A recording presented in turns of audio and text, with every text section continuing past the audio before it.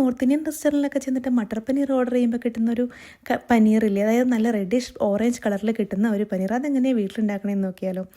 അതിനുവേണ്ടി ആദ്യമേ തന്നെ സവോള ഒന്ന് ഗോൾഡൻ ബ്രൗൺ ആകുന്നവരെ ഒന്ന് വഴറ്റിയെടുക്കണം. എന്നിട്ട് അതിലേക്ക് ഇച്ചിരി തൈരും അതേപോലെ കശ്മീരി ചില്ലി പൗഡറും കൂടെ ആഡ് ചെയ്ത് നല്ല പേസ്റ്റ് പോലെ അരച്ചെടുക്കണം. അതാണ് അതിൻ്റെ സീക്രട്ട് ഇൻഗ്രീഡിയൻറ്റ്, കളർ വരുത്തുന്നത് കേട്ടോ.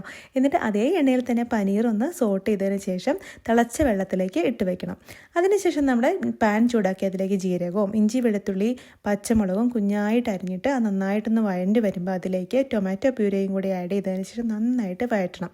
നല്ല ആ എണ്ണയൊന്ന് തെളിഞ്ഞ് വരുന്നത് വരെ ഒന്ന് വഴറ്റിയെടുക്കണം കേട്ടോ.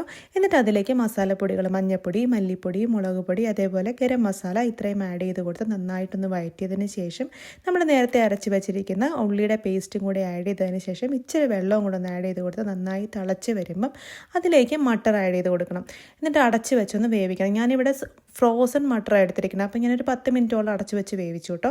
എന്നിട്ട് അതിലേക്ക് പനീർ ആഡ് ചെയ്ത് കൊടുത്ത് ഇച്ചിരി കസൂരി മേത്തിയും അതേപോലെ തന്നെ മല്ലിയിലയും കൂടി ആഡ് ചെയ്ത് കൊടുത്ത് നന്നായിട്ട് അങ്ങ് മിക്സ് ചെയ്യുക. നല്ല അടിപൊളി ടേസ്റ്റ് ആട്ടോ. നിങ്ങൾ തീർച്ചയായിട്ടും ട്രൈ ചെയ്യണം, സൂപ്പറാണ്.